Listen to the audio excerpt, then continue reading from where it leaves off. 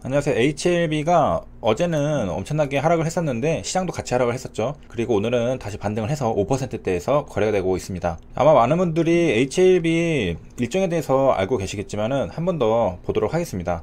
여기 보면은 이제 넘어가야 돼요. 유무상증자 결정에 가보면 6월 19일이 신주상장 예정이었죠. 그 다음에 무상증자 하나 더 있습니다.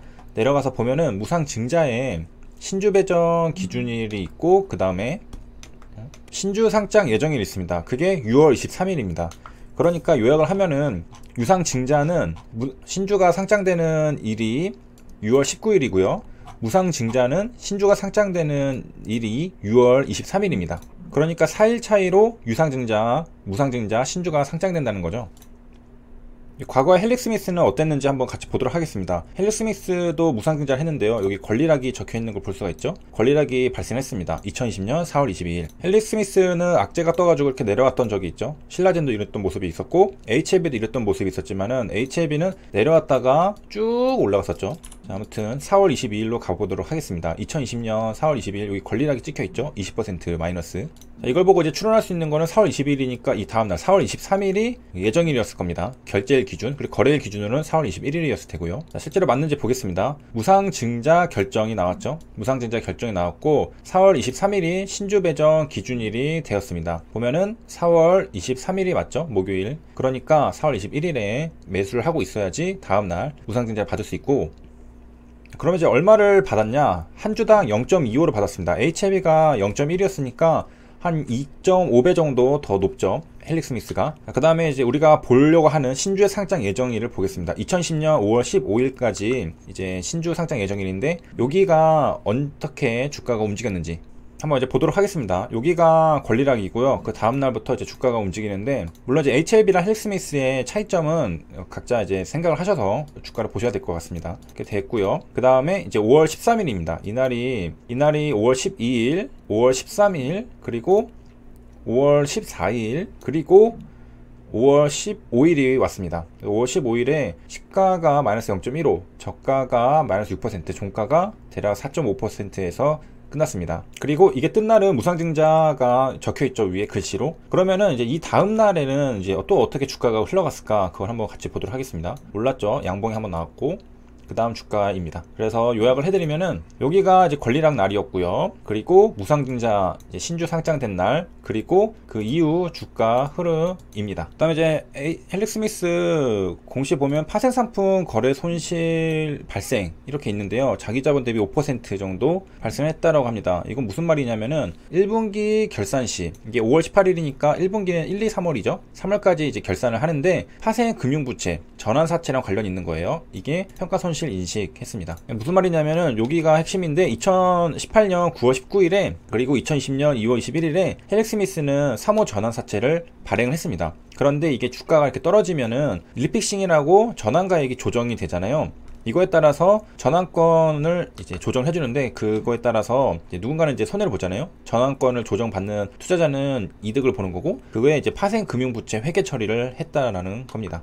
조금 이제 어려울 수 있는데, 2019년 1월 29일 기사를 가졌습니다. 전환사채 리픽싱 급증의 그늘 가치 희석의 파생 손실까지. 헬릭스미스에 나왔던 게 바로 이 파생 손실이 있었던 거죠. 무슨 말인지 보겠습니다. 코스닥 벤처펀드 도입으로 전환사채 발행이 급증했다. 2019년에 나왔으니까 2018년부터 전환사채 발행이 급증을 했다라는 이야기겠죠. 특히 이제 전환가액 조정이 가능한 리픽싱 사채 발행이 일반화되면서 왜 이거를 옵션을 넣을까요? 그 CB 투자자들에게 조금 메리트가 있어서 우리 기업에게 투자를 하게 만들기 위해서죠. 그래서 리픽싱이 이제는 일반화됐습니다. 그래가지고 그러면은 이거는 CB 투자자들에게 유리한 거니까 기존의 주주들한테는 좀 안 좋은 거겠죠. 그래서 주주가치 희석에 파생상품 거래 손실 가능성까지 다양한 부작용이 속출하고 있다는 지적이 나온다라는 이야기가 있습니다.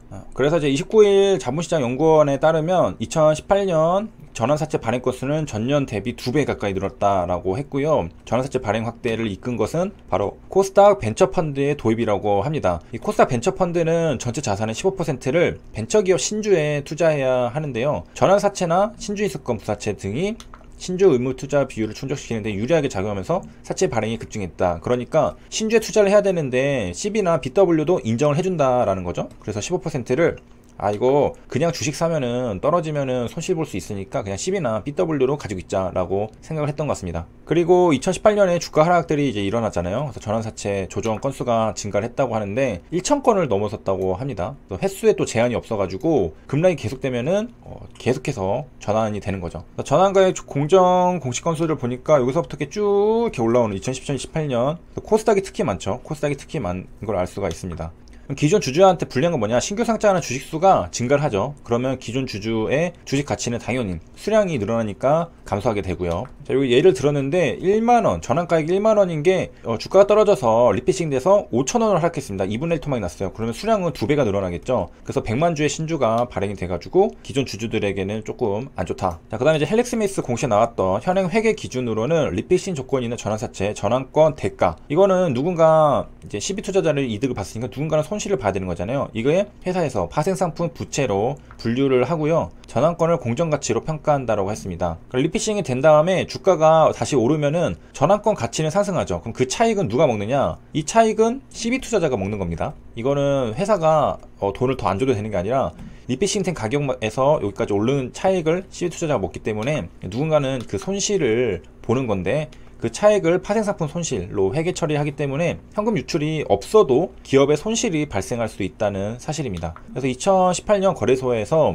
파생상품 거래 손실 발생 건수가 24건, 직전 5개 연도 평균 2~3개를 10배 넘게 웃돌았죠. 그리고 이 파생상품 평가 손실 금액이 자기 자본의 10% 이상일 때만 의무공시 대상이라고 해서 이걸 고려한다면은 실제로는 공시가 안 된 해당하는 기업들은 더 많을 것으로 예상이 된다라고 했습니다. 그래서 보면은 이전에는 좀 작았는데 갑자기 공시가 거의 10배 이상 늘었죠. 그래서 이에 대해서 좀 대안도 있어야 되지 않느냐라는 얘기들이 많이 나오는데 리피싱 조건의 전환사채 발행은 주식 가치를 하락시킬 수도 있고 기존 주주들 그 다음에 기업의 손익에 영향을 주기 때문에 리피싱 횟수나 기간 제한 등을 좀 해야 되지 않을까라는 이야기를 하고 있습니다. 자, 그 내용을 읽고 또 다시 헬릭스미스 여기 와보면은 더 이해가 잘 될 텐데요. 전환사채 발행으로 전환권 대가를 평가하였으며 이게 떨어졌다가 올라가면은 주가 상승으로 인하여 2020년 1분기 말 기준 113.5억 원의 파생 상품 평가 손실이 발생했습니다. 113억 원이 지금 회사에서 평가 손실을 발생한 건데 이만큼 CB 투자자들이 먹었다고 볼 수가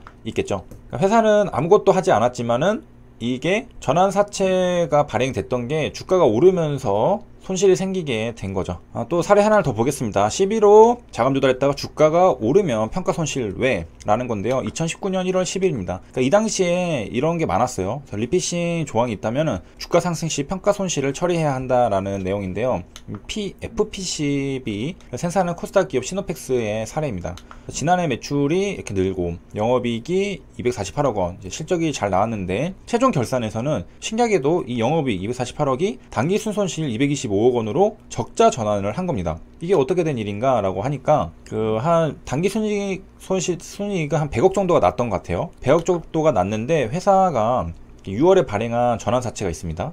여기에 파생상품 평가 손실이 130억 원이 발생을 했기 때문에 이게 지금 단기 순손실이 찍힌 거죠. 단기 순손실도 100억 원 정도가 있었고 이것도 플러스 돼가지고 마이너스 225억 원 정도가 된 걸로 보입니다. 이때 이제 100억 원을 CB를 발행했었는데요. 비단 이제 리피싱만이 아니라 이제 회사 주가가 발행 당시보다 이제 곱하기 2배가 상승을 했습니다. 2배 상승하니까 CB 투자자들도 2배 정도 수익을 볼 수가 있잖아요. 그래서 이 차익을 바로 파생상품 평가 손실로 인식을 해야 했습니다. 그러니까 100억을 발행을 했는데 주가가 2배 올라가지고 200억 원을 줘야 돼요. 그러면은 그게 손실로 되는 겁니다. 평가 손실. 실현 손실은 아니죠.